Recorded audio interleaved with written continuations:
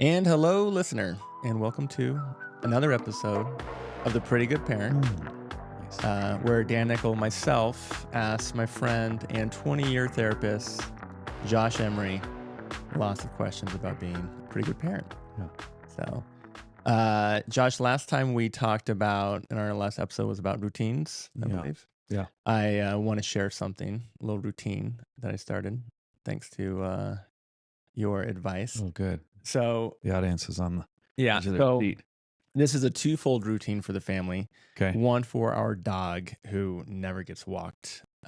And we just always feel bad. There's a lot of shame involved there Yeah. without walking our dog. Yeah. When people especially say, hey, we never see you walking your dog, you know? Yeah. But more importantly, Oh. obviously, as being a pretty good parent and focusing on the family and the kids, and I may have found this somewhere, or this is a little nugget I found maybe on the interwebs, but just basically prioritizing an evening walk after dinner with each of the kids. Lovely. And I invited my wife, Libby. She said, I'll let you know when it's my turn. So she wasn't as eager as the kids were. But so I started last night just with Carly, my 7-year-old, and it was unbelievable. All I did was we just walked the dog after dinner, Yeah. just the two of us. And I just tried to listen as much as possible, let her talk, ask a couple questions, as you often mentioned, to kind of get her going. But, she talked about this. It was nighttime, so she talked about the stars, talked about whatever, playing with Murray, our dog. And It's awesome. it was 10 minutes, and it was just hard to explain how far that went. Yeah. And so I think, again, just that little routine of saying, hey, this is going to be our special time. Yeah. And then I can't wait to try it with either Judd or That's so Tyler, cool. who decides to do it tomorrow. And then just every night, it's like, all right, who's up and who wants to just have 10 minutes of, and I think maybe throwing in Murray is a little easier than like, oh, this is dad time. It's a task. Yeah. It's family. Them caring for their dog too. So that's great my update. I love it. That's so cool. The ingredients to that are very rich. Being outside together, Mm-hmm. moving is a big deal, but without like a race or without like metrics to hit, it's just meandering through the neighborhood. And then shoulder to shoulder conversations with anybody, especially our kids, though, tend to be more fruitful because there's less pressure, there's less expectation. So if it's dashboard time in the car or if it's a walk, those conversations are almost always more fruitful than let's sit down and talk. I'm going to stare at you, make you uncomfortable, and we're going to force, intimacy in our relationship here. Instead, it's let's just go walk the dog, but dad's teed up of a few ideas. So it's not surprising that it worked well because most people like that and want that. They just don't know it till they're in it. But yeah, and like created a nice little bubble of connection as you guys walked around, it sounds like. Yeah. And I would say another benefit too was then going into the bedtime routine. It was just drastically easier than it usually is, Oh, good. There was just a sense of, all right, daddy, I'm ready to go brush my teeth and do this. A little And bit let's of read a book. bonding, a little bit of calming. And it was just easy, there wasn't any sort of, oh, do we have to go to bed now? And this and that. So, Yeah. I love that. So, one of the things that, just thinking about walking with our kids, one of the things that I still do is hold their hands. And my daughter just turned 15 and she's still like, apparently is okay holding hands. Son is 11.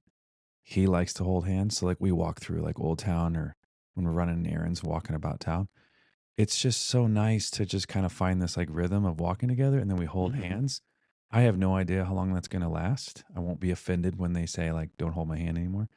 But that connection point, we're not even talking, but I couldn't feel warmer or more connected by like walking with them and like holding their hands. So there's just some little simple examples of what it looks like to be engaged with our kids. Right. That's Like, awesome. and actually a couple of steps above pretty good parent. Like that's really good. That's a really good parenting. No pressure, everybody. All right, that's my goal for the next one. I'm going to throw the hand out there. Oh, yeah. See what happens. Yeah. Next is Lib. Like, what do you? Hey, do you want to take a walk? Maybe hold hands. I'll tell you when it's my turn. I'll let you know. Don't hold your breath. Yeah. Okay. Lovely. Yeah. Cool.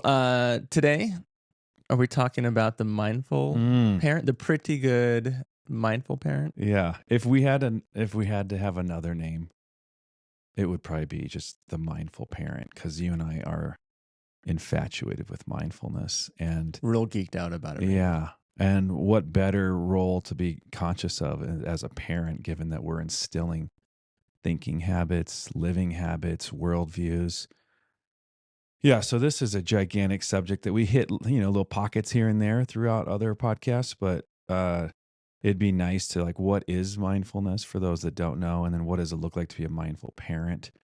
Um, in all that we do, whatever it is, it's just better parenting in general, in my opinion. So we're going to talk about mindful parenting, and then hopefully not hopefully, we will leave you with some examples of things to practice and be aware of, so that you can start today and not feel like that's years out, or years of meditation and mindfulness practice before you're a mindful parent. There's little things today that we can leave you with. Yeah, awesome.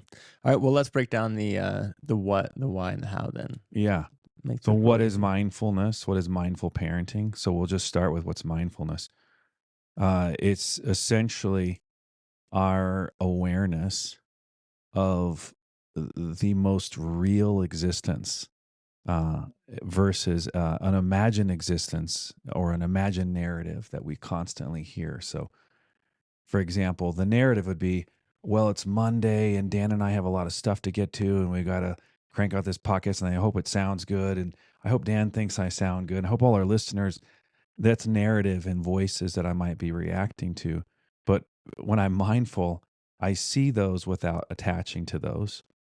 And I'm more connected to the present. Like, well, Dan and I are sharing space in this room together, talking about something important. What a privilege. I'm less reactive in that space with that concept than I am. I'm this, Dan's this, the listener is this.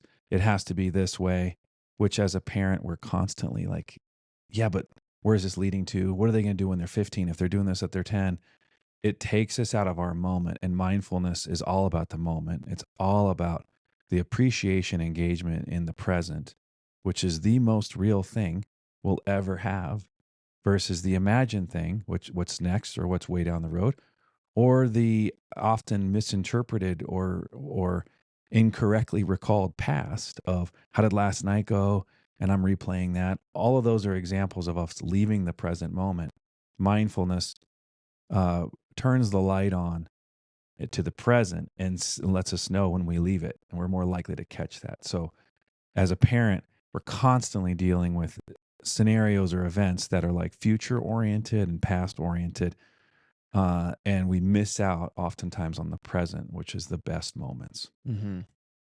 There's we're going to give like a abbreviated version of a lot of this, but essentially mindfulness is one's ability to connect to the here and now without being attached to or sucked into a narrative of I am this, they are this, I need to be, they should be, I've got to make this, what if I don't do that? All those voices and ideas that are going through our mind that we react to or attach to, versus just breathing and engaging and connecting with Dan. So as I sit here and if I'm fully mindful and present, I'm not performing. I'm not really Josh, or I'm not really friend or dad or anything. I'm just like human. And I'm finding peace and simplicity and just engaging in this moment, uh, which is why I want everyone as a parent to be able to do this, because these moments with our kids are so much more obvious that they're slipping or progressing. You know, look at it whatever way you want, going very quickly. And you can't get it back. You can't pause it. You can't stall it. You can't prolong it. Sometimes you want to speed it up and you can't even do that. You just have to live it. And then hopefully we learn to savor it, given that it's a gift and it's gone soon, not knowing that timeline. Mindfulness and that practice of awareness allows us to enjoy not just life, but especially our children at each stage, each day, versus, well, they're this age, they should be doing this. And I need to get them this. I need to get them signed up for this. I need to get them ready for this, because that's the real life. No, this is the real life. They're 6, they're 7, they're 15. Like, they don't have to have that figured out today. Yeah, help them with their schoolwork, help them with this form. But I also want them to be able to be appreciative of being alive and to learn how to breathe and not worry.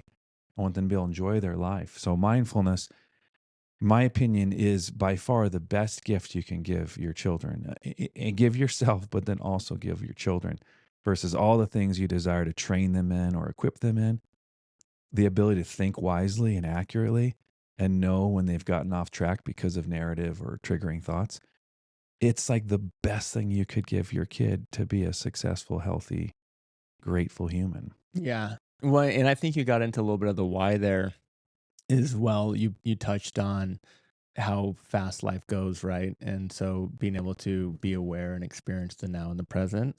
Uh, I also feel added on to that part of the why, to be a good mindful person and a parent is to not screw up your entire relationship with yourself and your kid, Yeah. right? Yeah. And I feel in my experience, it's just been life changing as far as not jumping to conclusions in my mind, having this narrative of what my kid is feeling or how they're treating me or the feelings that I have.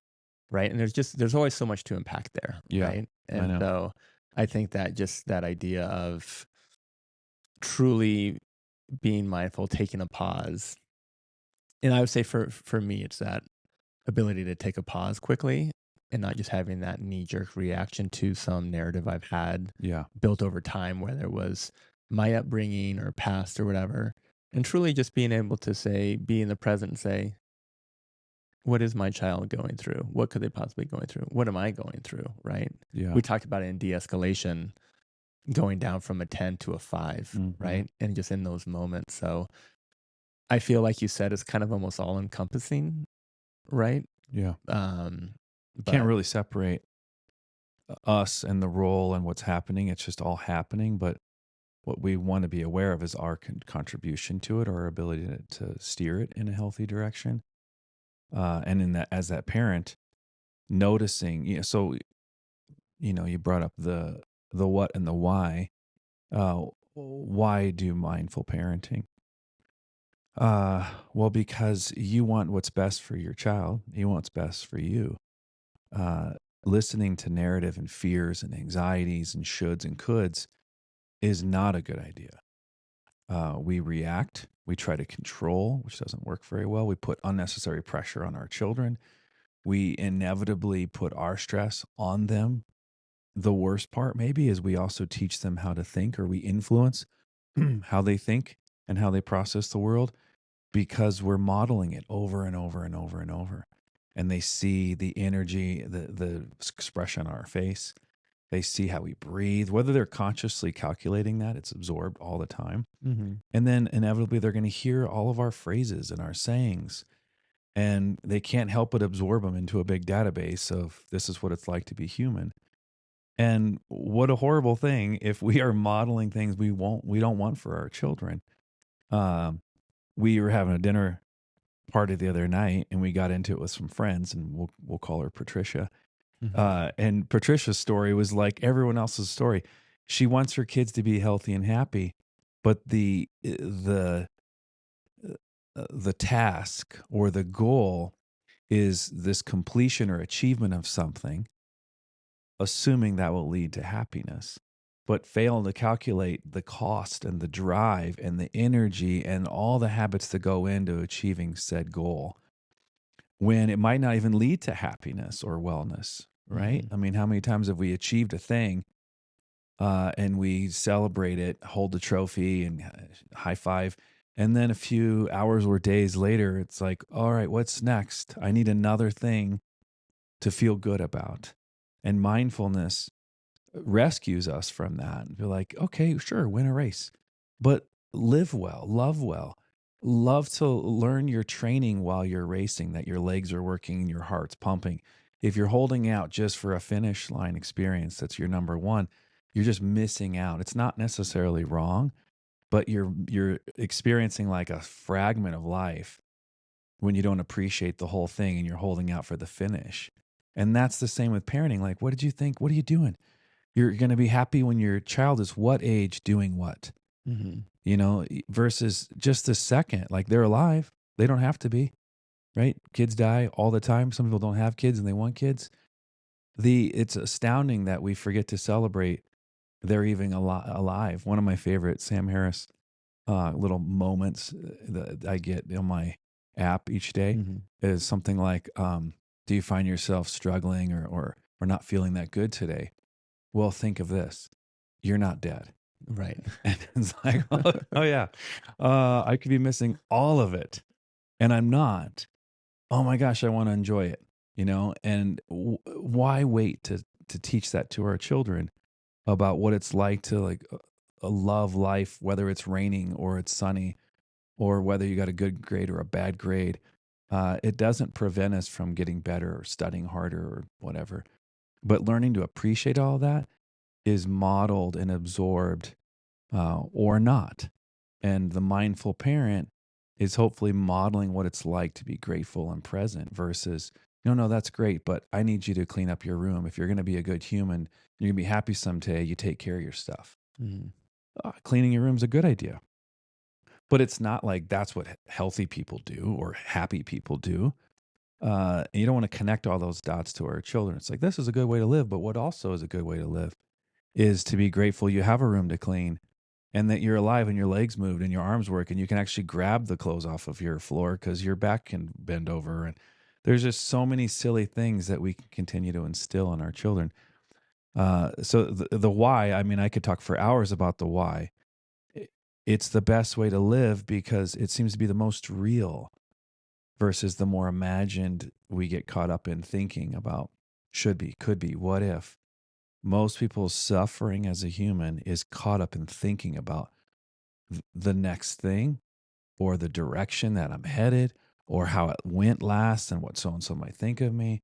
And we're doing that while we're walking, driving, eating, trying to sleep. And you're missing out on just the peace of being in those things, the peace Mm-hmm. of just driving, the peace of just walking or trying to sleep or have a meal.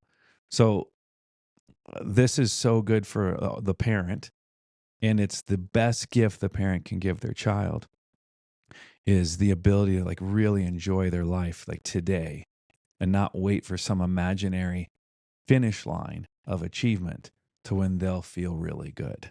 They'll Yeah. be happy when, that's just such a rat race and such a mirage of a finish line that they never reach versus tapping into it right now. So that's a little bit of the why. Well, I would say just to jump into that real quick, something that jumped out to me that you just mentioned was it's either modeled or it's not, right? So you're either going to model mindfulness and that sort of awareness and understanding, or you're not, just by default, Yeah. right? And so We're always modeling right, something.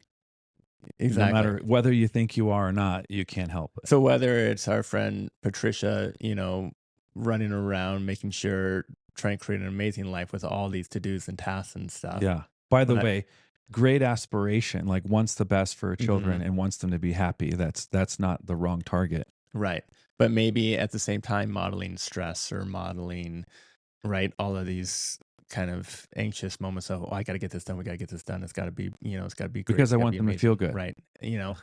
Right. Versus maybe modeling, I don't know. Are we in the trust tree right now, Josh? Can I share an I think experience? we're always in the trust We're tree. in the trust Someone's tree here. probably offended, but they might have left the trust tree long ago. Yeah. So. Well, okay. Well, I'd like to then share an experience with you, and you can judge ready? my mindfulness and my fragile, fragile little ego. Okay. Which I think, again, we can get into mindfulness about letting go of the ego and all this stuff, but Yeah. it really stems from that. So let me set the scene. Doing my morning back stretches with dealing with my sciatica. Okay. Right. Yeah. Some of us older people have issues with sciatica. Yeah. Facts. And so I think I have my headphones on. I'm listening to a podcast, and it's early. It's 7:30 in the morning or so, and I hear my daughter Carly wake up. And so when this happens, this is usually a really good thing because I can hear her door open. She just goes about her business, and she's awesome. She'll brush her hair, her teeth. She just goes and gets her water bottle ready. Just is so proactive to get the day started and get things ready for school.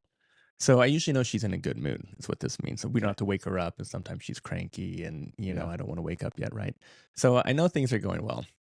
So then my other son's up, and she's always excited to see him before he takes the bus. So I hear them chatting, and so they come into the room, and I take my headphones off, and I say, "Oh, good morning, Judd, Carly, how are you?" And Judd comes over, and gives me a hug, and I go, "Good morning, Carly." And I kind of open up my hands for a hug. She looks at me just after I've heard this very happy conversation with her brother, Yeah. and just Oh. completely ignores me and just walks away. Oh. And I'm just crushed, Yeah. right? Yeah. So now Rejection. I'm devastated because I'm a fragile ego. Yeah. And what's the first words that come into Uh-oh. my mind, Josh? I don't know. This, Oh. I'm just like this little selfish, arrogant little bizzo. I mean, Yeah. I literally called her a lot of really bad names, Yeah. right? In your head. Then I Yeah. think, use mindfulness, and I think, why am I calling my sweet daughter that I love so much Yeah. these horrible names? But I'm like, why would she ignore me? Just full on like I don't even exist on the planet, right? Yeah. And so as I'm then beating myself up for calling her these horrible names and just so angry with it, like why would she do this to me? Uh then I thought of another we'll call him friend, colleague, associate, someone I've met. We'll Mm. just make it really Okay. around. And I remember asking that person, "Hey, how's it going this morning?" And he said, "I'm just trying to learn how to deal with my beehole of a daughter who's got a cold heart just like her mom." And that just made me really laugh out loud, right? Yeah. Because these are the thoughts Yeah. that we have. Yeah. You get so wrapped up on how somebody treated you, Yeah. whether It it's, feels so real. a daughter, a wife, a spouse, a whoever, when Yeah. you feel, I guess, just hurt Yeah. I don't know if I want to say disrespected, like if I need that much respect, but like I just felt hurt, right? Yeah. You opened yourself up, reached Yeah. out. Yeah, and just shut down, right?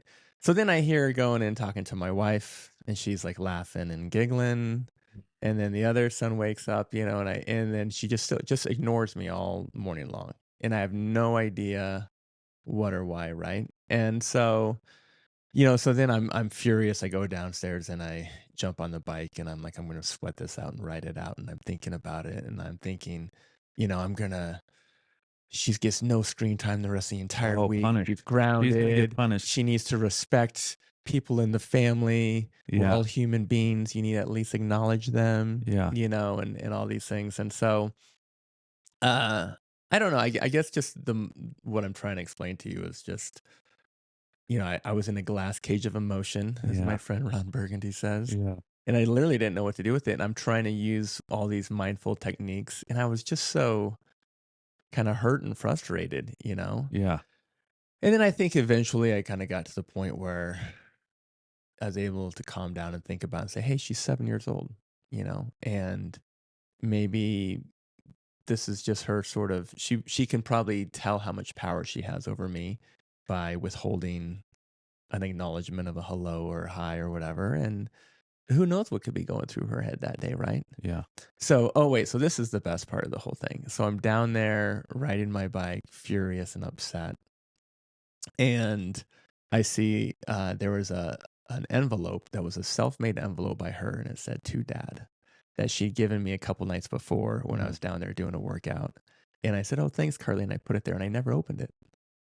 So Oh. now this is me. Oh. I look at that and I feel crushed because I basically ignored her Yeah. by not opening it. And I open up the little thing as I'm down there in the moment, and I see, and it's just a big heart, and it just says, "I love you, Dad, Carly." Oh. Now I'm about in tears, Melts you. just melting. Yeah. And I'm like, of Feels course she's like not, such an asshole. doesn't, yeah, of course she's, still loves me and this and that. And so, Yeah. but, I think as a dad, and then it was just being mindful of trying to think, okay, she's growing, she's young, she's going through all these emotions. It's only going to probably get worse as the teenage years, For sure. uh, Yeah. you know, are quickly approaching. Um, so yeah, so I don't know. So how would you, Great. so I guess, and then just to close out the loop, how I handled it, and then you can critique all of this, please. is, so then I did think about it. She went to school. Oh, before she went to school, I brought up the note and I said, "Hey, Carly, I wanted to thank you for this note." And then as soon as she saw me, she goes, "Hi, Daddy, I love you. How are you?" Because she kind of knew I was upset, right? Yeah. And and then we hugged it out, and she said, and I said, "Hey, so when you get home from school, maybe you and I can have a little one-on-one chat." She goes, "Sure, Dad." And so then we discussed that about just how it feels to ignore people and how I felt being ignored. Yeah. And I said, "You don't ever have to give Dad a hug or say hi, but maybe you could just say, 'Hey, Dad, I just need some space now,' or, Yeah. let me wake up, Dad," or whatever, right? But I think we owe it to ourselves, everybody in the family, that we can at least acknowledge that they're a human being. Yeah. I said, hopefully everybody on the earth, Yeah. but you could just say, "Hey," and you don't have to talk to them or engage, but you can at least just acknowledge that they're, here. Yeah. So, That's a great example. It's so real. It's so at the core, it's the same thing that's happening all the time, and that is we're reacting to something. mhm, And Carly was reacting to something. mhm, You don't know quite what it was that morning, but what you were reacting to was you as you named it, your fragile ego. You felt hurt that you made yourself vulnerable and reached out, and she didn't reciprocate or even acknowledge, and therefore your ego was hurt because you thought, well, don't I deserve love, acknowledgement? I made this effort. Why can't she? Now it's funny that it's a 7-year-old, but it would be the same if it were a 70-year-old. Like, right. it's not, our ego isn't like age discriminatory. It's like it wants to feel good. Now we expect less from, like, let's say a 2-year-old than a 20-year-old. So there is this progression, but your ego said, I'm hurt. And you felt it. And to not be mindful, we react to what we feel and what we think without a filter, without a space.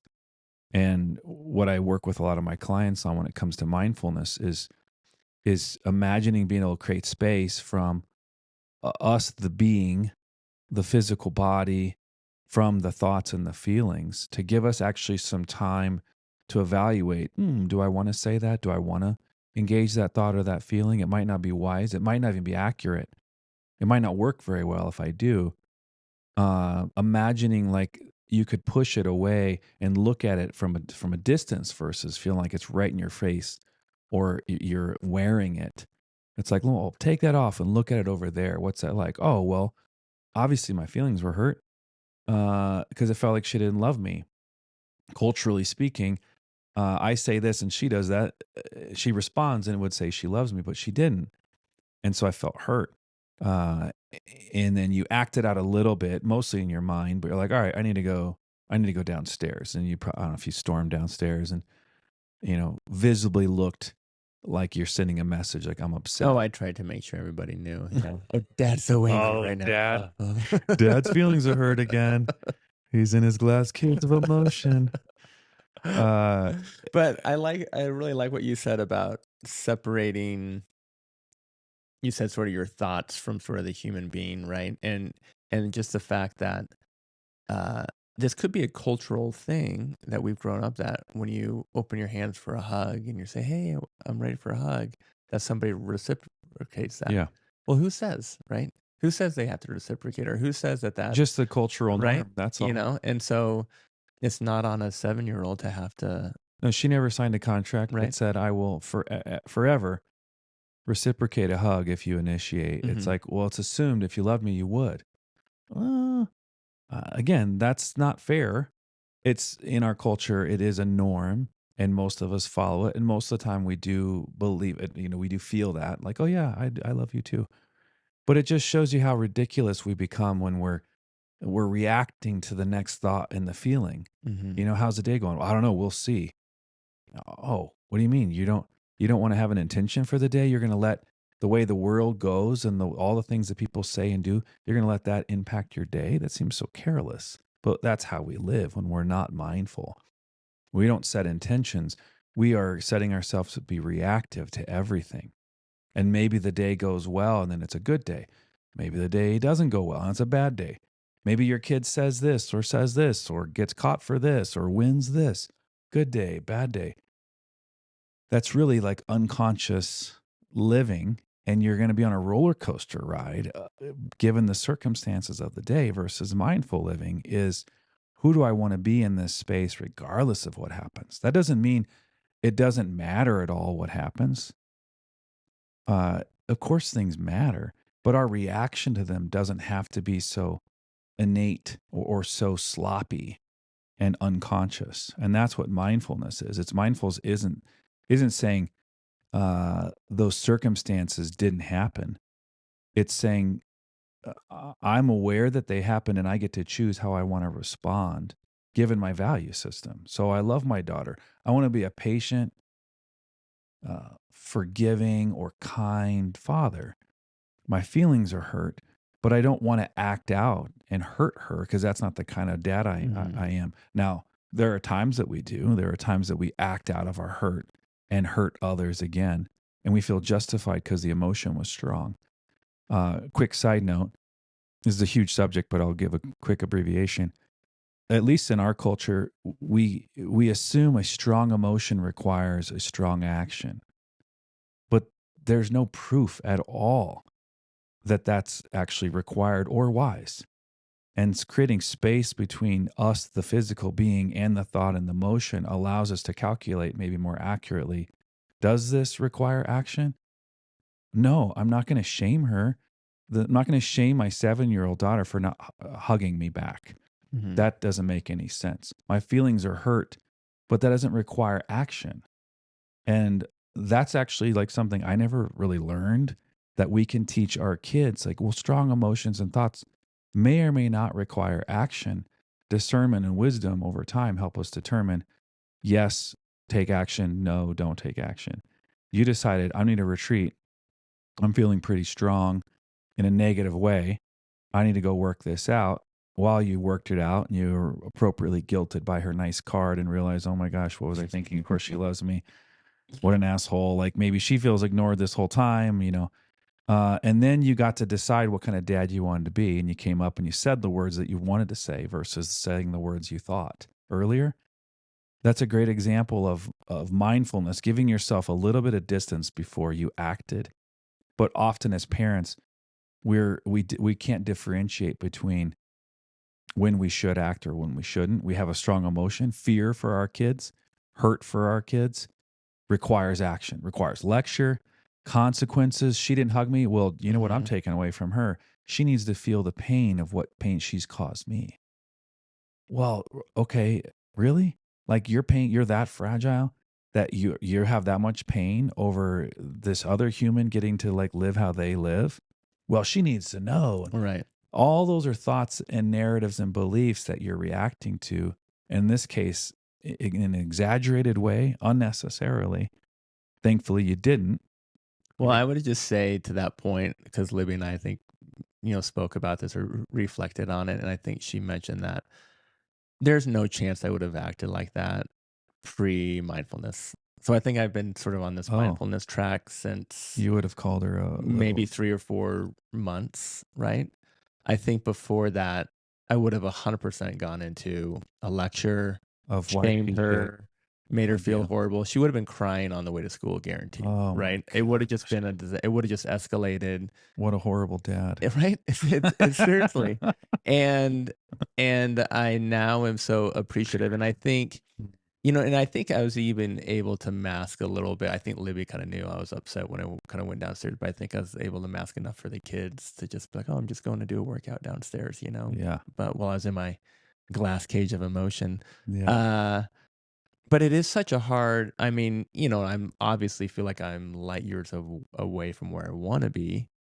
But I just think those small little tweaks there Yeah. just save tons of, I guess, of the relationship between Carly and I. Less damage. Way less damage, and was able to, and then in retrospect, figure out that I did the same thing to her. I ignored her basically and never opened her card. Yeah. It's just ironic.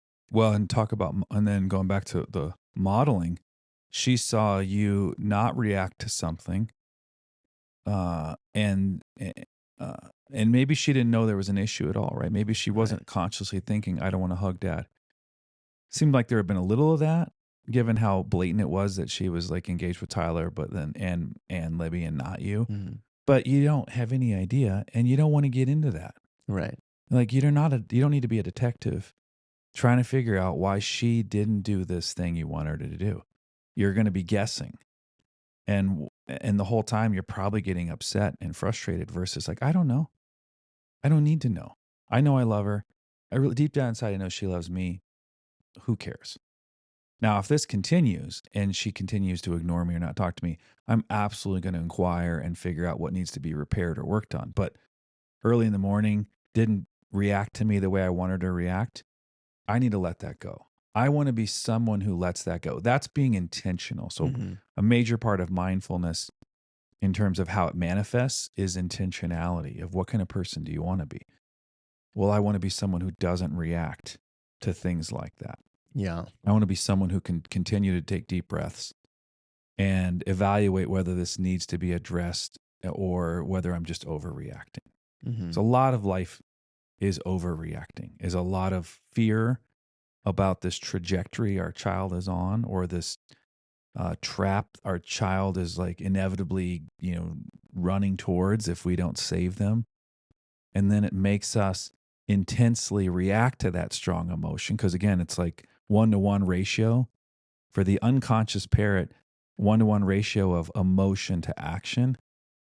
When if the emotion or thought is exaggerated or off, the action is going to be worthless or catastrophic. Mhm.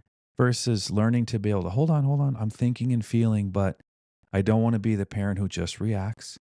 Most things are not emergencies. If it's an emergency, you're just going to the hospital or calling the fire department. Like that's it.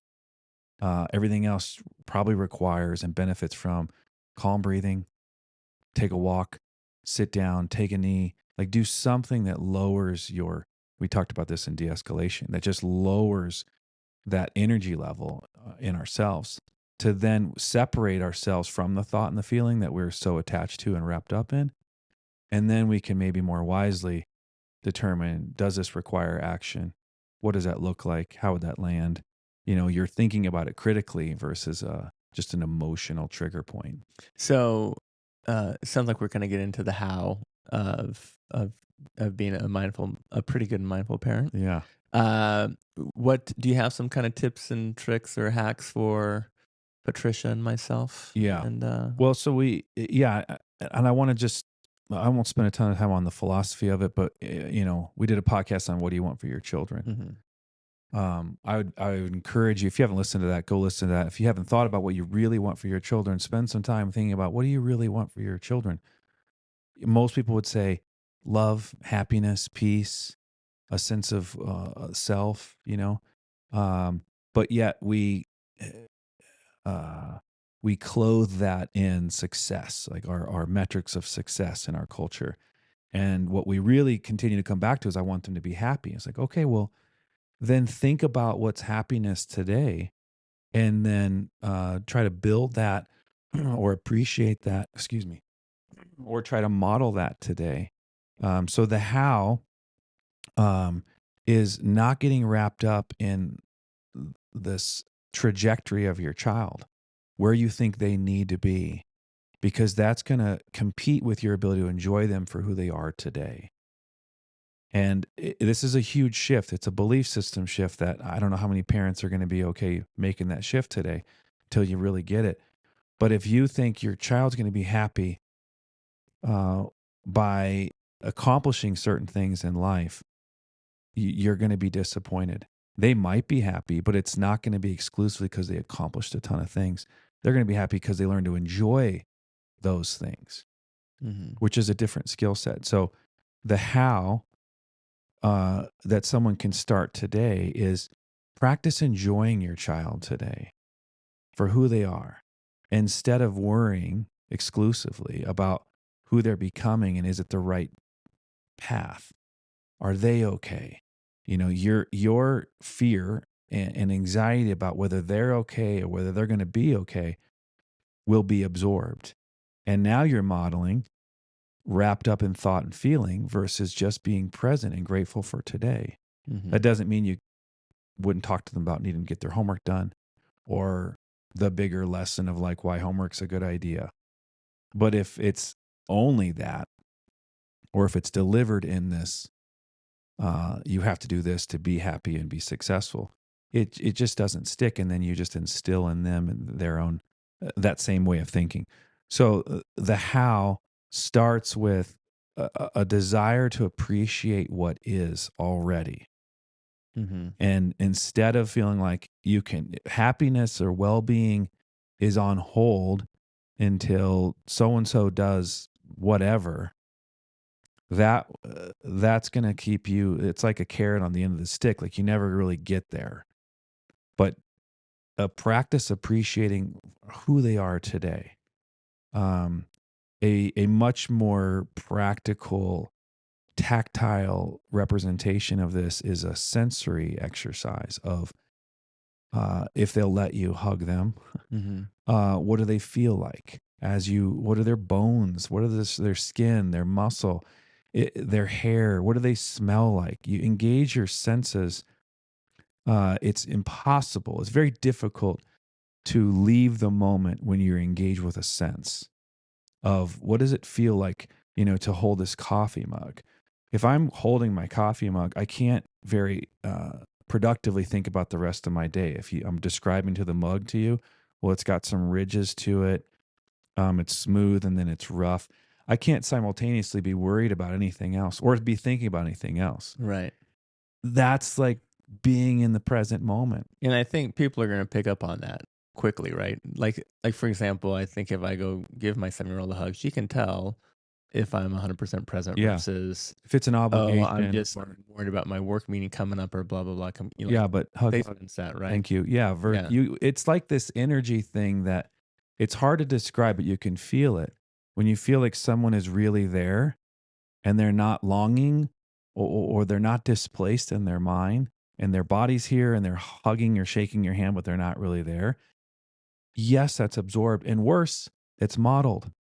It's being taught like this is how you live. Mm-hmm. And we don't even know we're doing it. And we're instilling this really bad habit in them to like not be fully present where they are. So sensory exercises engage our consciousness, engage our awareness to the moment without judgment, without expectations, without review of the past or anticipation of the future. What does your son feel like when you hug him? What does your daughter smell like as you hug her? What do their hands feel like as you hold their hands? Just simple, because those days are numbered. Mm-hmm. I mean, think about when our kids were smaller and they cuddle up and they smelled differently, they looked differently, they sounded differently. Those are gone forever. We got videos and pictures, but we don't get to smell. We don't get to squeeze. We get to hear, we get to see. You can't taste with a picture or video. So just learning to like savor those moments will help you be more present, and also indirectly will help you be more present than reactive to thoughts and narratives, shoulds, coulds, what ifs.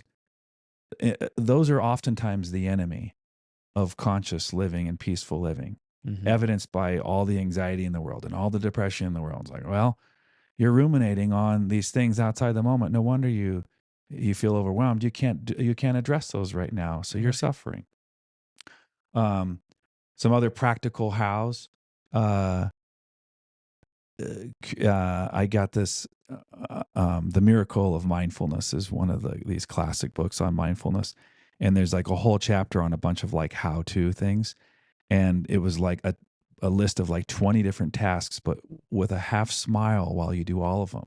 Yeah. So you're doing dishes, you're mopping the floor, you're talking to your children, you're taking out the trash, and there's just a little bit, like a half smile, which if you feel it and you make your mouth just do the half smile, you can't be pissed. Right. You can't be angry. It like forces, and I don't know why, maybe someday we'll understand the physiological and emotional connection of our mouth doing a thing and then we feel good. but to talk to your children with a half smile, not in a mocking way, obviously, not in condescending. That's funny to us, not to them. I get in trouble all the time for kind of being condescending. With a half smile when they're talking about how hard their life is, you know, Right. you're like, oh, you're a little shit. You don't know anything. Right. That's not the kind of half smile we're talking about. The half smile is, I enjoy this. I enjoy being your dad. This is a privilege to be able to even have this talk because it's not guaranteed, right? Something horrible in the world could have happened and we don't get to have this talk, but we do get to have this talk and I want to enjoy it. A half smile helps us enjoy it more and helps us to be more present. I like that one. Calm breathing is always a go-to, especially if you're going to have a talk about something tough. Really find a cadence of, like in for 2 or 3, out for 2 or 3. Our mind reacts, our central nervous system reacts to breath. If we're reacting to narrative, our breath will follow the fear and the intensity. And then we're going to communicating this energy of judgment, fear, paranoia, whatever, that we don't want to put on our children. Or if they have it, we want to calm them down. So we use our breath to kind of regulate them as well. This is indirectly, or a side benefit is emotional regulation, because we're prioritizing staying calm and grateful and present versus riding the roller coaster of the next thought or the feeling. Using our breath to ground us, using our body and our physical position, that walk. Mm-hmm. It's also difficult to be really angry and like just kind of walk peacefully. Right. It's like in conflict, or in contrast, like your body, emotional being wants to like clench fists and maybe run or create like tension. But to walk, you kind of have to be fluid. And that's why it's like such a good exercise for so many people mentally, because your body has to kind of be fluid. Unless you have an injury, it almost forces you to be at peace versus grab the steering wheel hard, clench this, sit in your chair and grab the arms. Like there are lots of ways to be tense, but to be walking and like fluid, it encourages to be relaxed. Another how that I give a lot of people in a lot of different situations is decide what kind of person you want to be, as if you were an actor and you got a script. And the script said like, I am a kind, calm, and reasonable parent who cares deeply about the well-being of my child. And so you think like, what does that parent, what do they look like? What do they sound like? If you were an actor and you got that script and you wanted to perform the best scene possible, you would be dialing in your facial expression, you dial in your tone, you dial in your breathing, and you would practice appreciating that moment because you want to give off that energy. There's nothing wrong with being an actor if being an actor is representative of your value system. If it's being a calm person in this meeting at work with this difficult coworker, if it's being a calm parent in a difficult conversation with your kid, be the actor is the better thing versus you just reacting to your natural emotional flow and process. We need to set intentions to be different. Like this is change. We're changing our behavior. A pretty good parent is changing always to be a better parent. And having an aspiration of doing something better is the intentional setting. Yeah, I was going to say that. I mean, that's the first word that popped in my mind was intention versus like the idea of fake it to make it. Mm. I was like, well, you're really setting intention of what you're doing, right? Yeah, it's misleading language to say fake it. We're like, what? I wanted to be that and I'm practicing being that. Aren't we always practicing anyways? I say, yes. We are who we are today because we practiced it unconsciously and sometimes consciously our whole life. Proof that if you practice something, you're going to become it. That's all. That's all we've done. We just didn't know we were practicing it. I didn't know I was practicing at 5 and 15 and 20 to be the person I am. I was an absorbing sponge of my parents and the world around me, and I practiced it over and over and over. I didn't call it practice. I call it living. Now I'd say, oh, well, no wonder those are my tendencies. I did that about 1 million times. I don't want to do that. Oh, well, then practice doing the things you want. Well, that's not me. What do you mean that's not you? How do you know you? Isn't it just like this accumulation of a bunch of things that then you said is you?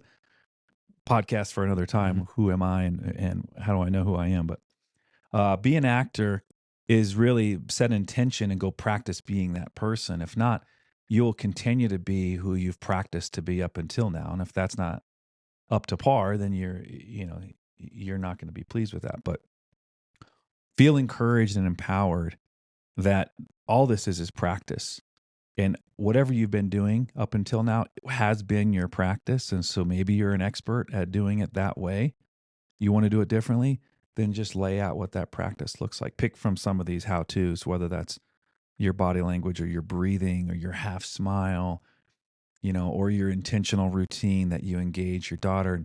And also practice distancing yourself from the thought and emotion, because it's just too dangerous and unpredictable and really unhealthy to be on the wave of every thought and emotion that you can't really control.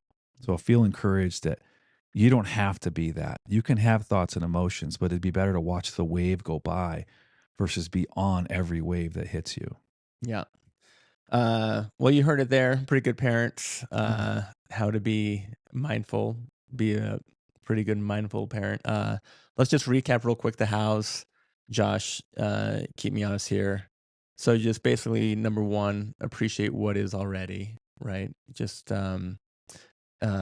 use sensory engagements. Right. That taps us into the here and now most effectively. Yeah. What does your child smell like?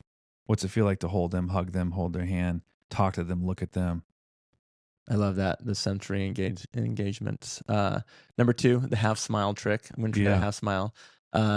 Sometimes I like to try a smile with my eyes, Josh, but maybe I'll go half smile. They're those full on actor. That's an inside joke for Libby. She likes to, yeah. And then 3 was calm breathing. Yeah. Which I think we've seen lots of evidence of that. And then just be an actor, right? Yeah. Just set intention of what type of actor you want to be, what type of person you want to be. So yeah.